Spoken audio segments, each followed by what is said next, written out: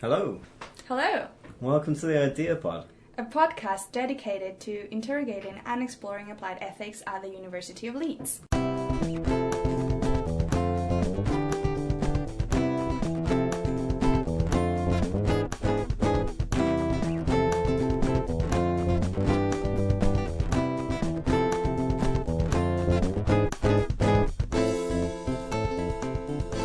name's Tadhg. And my name is Gabby. So I'm a PhD student. I'm doing international trade justice. I've been at the Idea Centre now for 4 years. And I'm a second year PhD student working on AI and data ethics, also here at the Idea Centre. So you're going to be doing a lot of the heavy lifting for this episode because we're talking about coronavirus. Yes, we're going to be talking about coronavirus as a phenomenon in general, but we want to look more into, the ethical issues behind it. So I think that what we need to clarify is a bit more about what the coronavirus really is. So there's been a bit debate about that. Yeah, can you do that? Because I'm not a detailed person. Yeah, sure. So, coronavirus, or also known now as COVID-19, is defined by the WHO as, part of a large family of viruses that can cause illness ranging from a common cold to more, severe complications. Did you call the WHO the WHO? Yeah. That's the coolest nickname for them, yeah. Okay.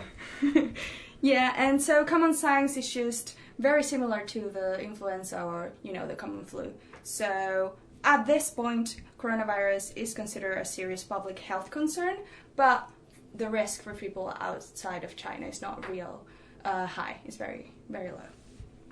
Chinese response has been mad, hasn't it?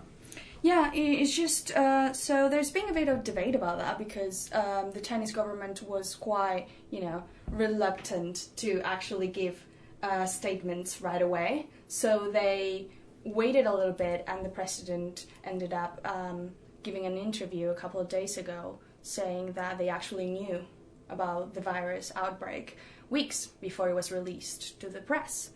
So a lot of people are taking that as they're trying to protect themselves for creating panic, or maybe a political strategy that they could be doing. Yeah, so I've been watching from afar, and I guess I'm not deeply informed about the medical facts of the situation, but I've been fascinated by the size and the scale of the response.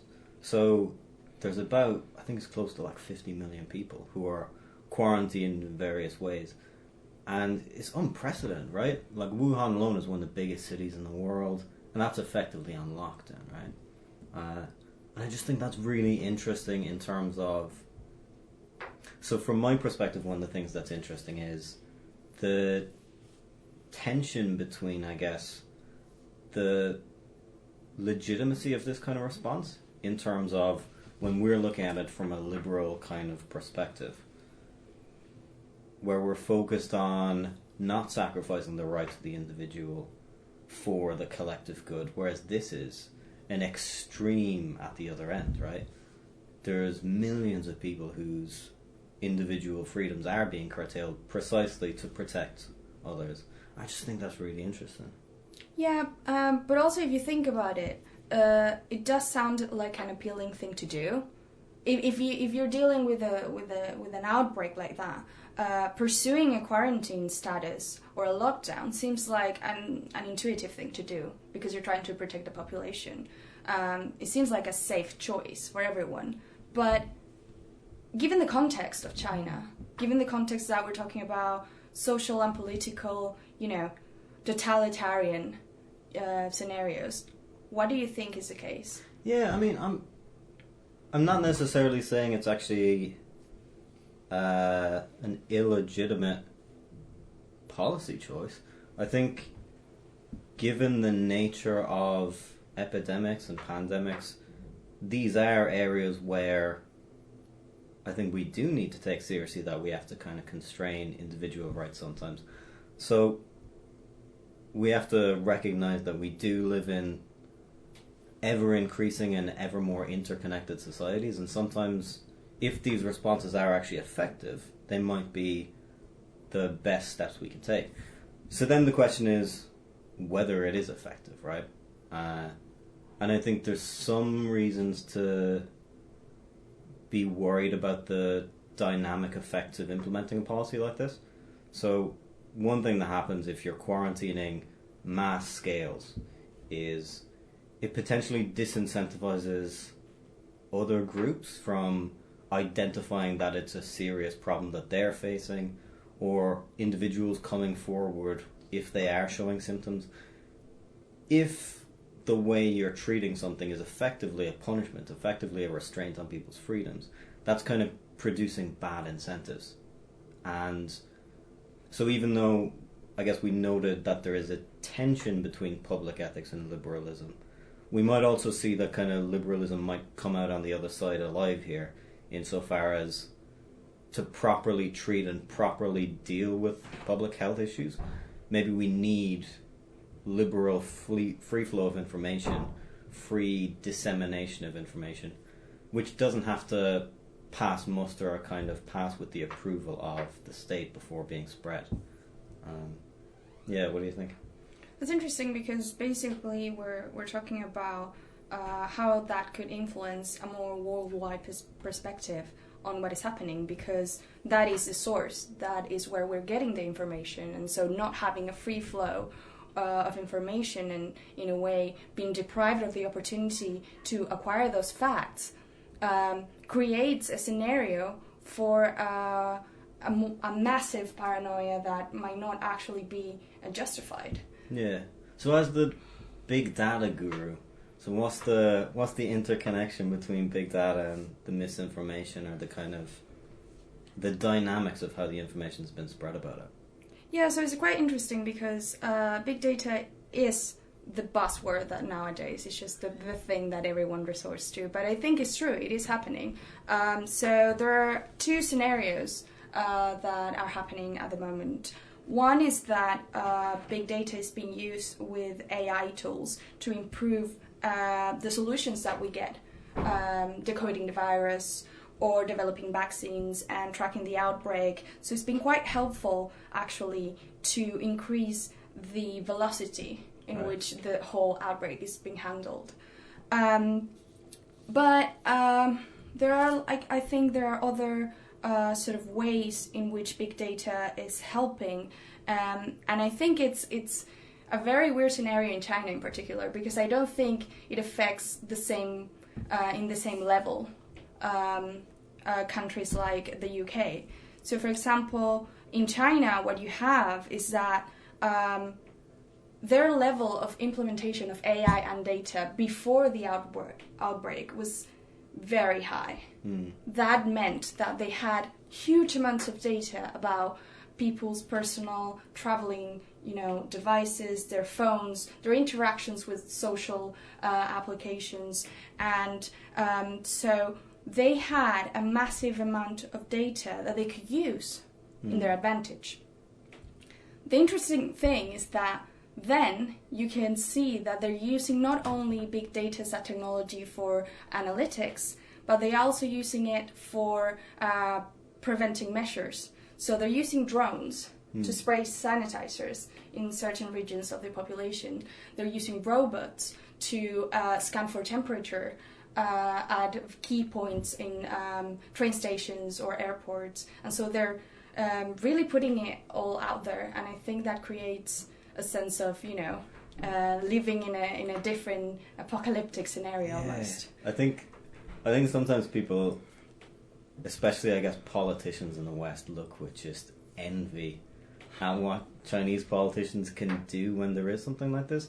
Like the speed at which they can mobilize resources, and as you say, like the technological advanced nature of some of these resources. Like, intuitively it seems like a good use of those kind of resources, but I guess it does also seem like, as you say, a bit apocalyptic, right? Yeah, I think using machines, drones or robots instead of humans can create a sense of abnormality. So you're not interacting with the doctor, you're not interacting with a policeman or a woman.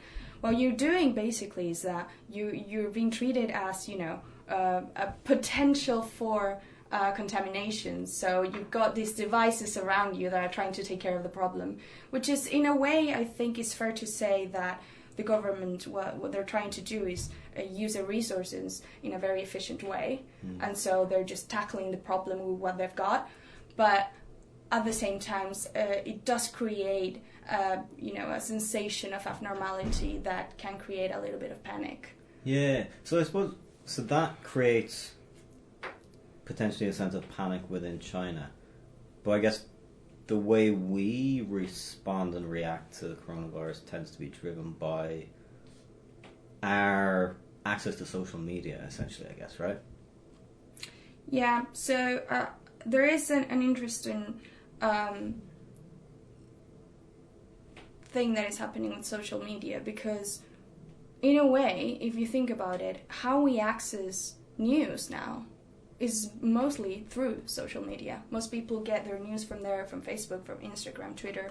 And so a lot of the facts that people get, or they think they get, they acquire them from this type of applications. The problem with this is that the type of data that you acquire, the live stream of data that you can acquire, is just incomplete. Is incomplete metadata, or it's just a misjudgment that was, exploited through. So how do you think the reliance on social media is affecting the way we judge the coronavirus? So because we're dealing with, incidental metadata, and we're demanding that it has to be instant, it has to be something, the fresh news that we get, we don't get all the facts. Most of the things are not actually informing us. What they're doing is just that we're sharing, opinions, we're sharing feelings, or fake and incomplete data. It is known also that in the world of big data there is potential for an echo chamber. So what happens is that you've got, your own way of seeing the problem, because you are surrounded by similar opinions or things that naturally these applications form in a filter bubble. So this filter bubble also can create what I would call a panic echo chamber. So basically what happens is that instead of just seeing one point of view, you're going into this one scenario in which everything seems to be dangerous, where the information that is shared is incomplete, but basically is creating this idea of panic. And lately, in one of Medium's blogs, Peter Corles, a data scientist, called it the Paranoia, which is like a corona paranoia, right? Play on words. Maybe that explains why so many more people are watching Contagion these days. Can you give us an example that you've seen of it? Yeah, so at the beginning of this outbreak, what happened was there was a very famous viral video about a so-called Chinese or Asian person. Some people sort of said that it was Chinese, but some other people were just saying people are eating bat soup. So Right. it was a video of a person eating bat soup. The problem is that because this generated speculation about the origin of the virus, and there was a mention in the media about, bats being potentially a source of the origin of this virus, then social media just did the thing that it does, and it went into a rampage of videos. And so basically what this created is that create the false sensation that, we're blaming it on characteristics and generalizations about a culture, about a country, about, a race. And so, funny thing, that video was not even filmed in Wuhan. It was not filmed in China. And the market that this all started is not even a common thing and a common practice to eat bat soup. So that creates this sense of, misinformation, but also this creates moral consequences. You're misjudging a whole event, and you're turning this into a case of cultural shame or racist blaming, a direct attack against, in this case, Chinese customs, where there's no reason to. And I think that's very dangerous, because it creates a bias for us to how we are conceiving a problem, and we turn, instead of just being worried about public health, we turn into racist outcomes about blaming other people by their cultural choices. Yeah. So that seems right. But I don't know. I have a bit of maybe a bone to pick with some of the way that I've seen news media respond to the paranoia and to people's kind of overreactions, insofar as the way a lot of it has been framed is that the misjudgments, the kind of overreactions in this kind of collective paranoia is essentially the fault of the consumers of news media for not being discerning enough consumers, right? That they read these headlines and then they get scared and then they respond with their biases and they kind of spread their prejudices, which is fair enough, right? And there's an element of that for sure. But part of the fear and part of the paranoia can't really be separated from just the fact that the news has been covering this day to day to day, right? So one of the things that keeps coming up is, common influenza is actually more deadly than coronavirus. You're more likely to die from that than you are coronavirus. You're more likely to get it, etc. And that's fine, and that's a point that a lot of news media makes, but it's also true that the newspapers are talking about coronavirus day on day and they don't talk about influenza. This is a kind of bias in our news that we do cover only what's new. And that gives us a kind of a poor picture of the threats we face.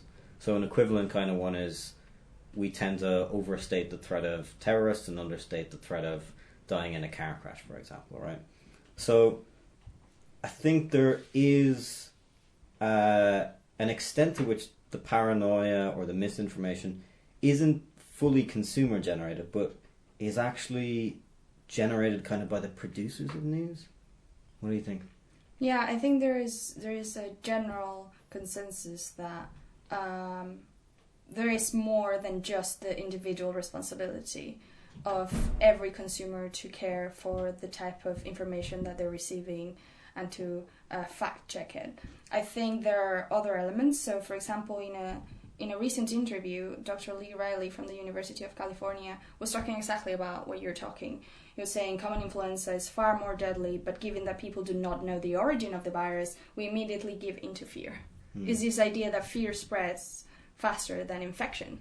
And so that collective fear, this paranoia that we were talking about, I think it's increased by a lack of professional ethics, in a way, by this news media that are not really addressing the issue how they should.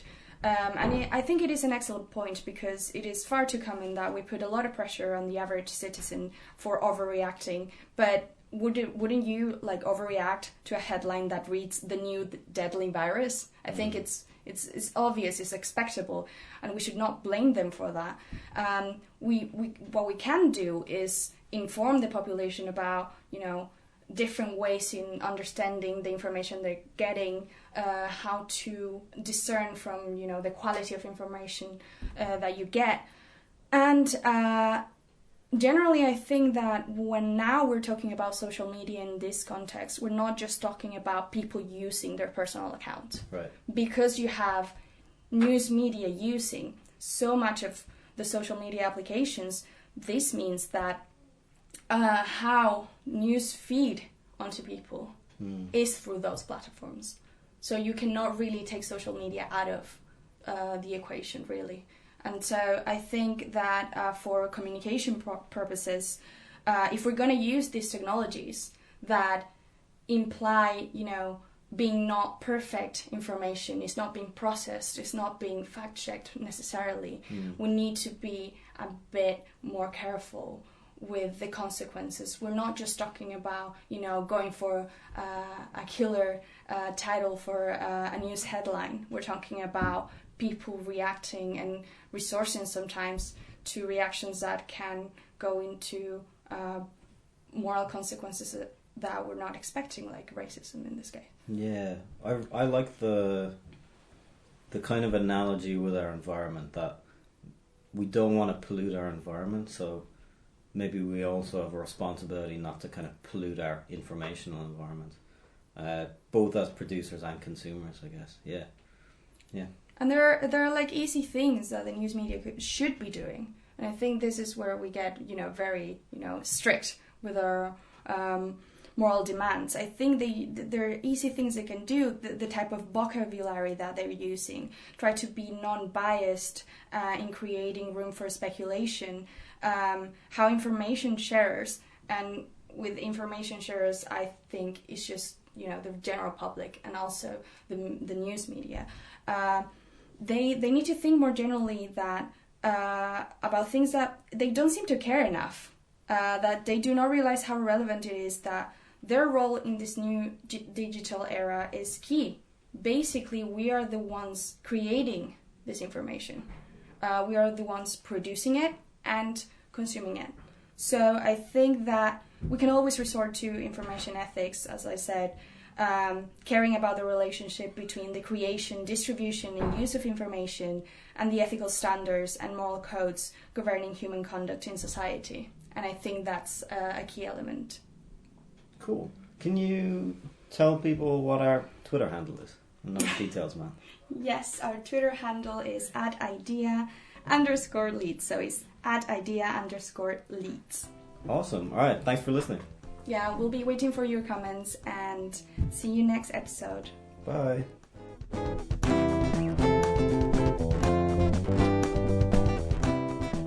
The Idea Pod is a production of Interdisciplinary Ethics Applied Center at the University of Leeds.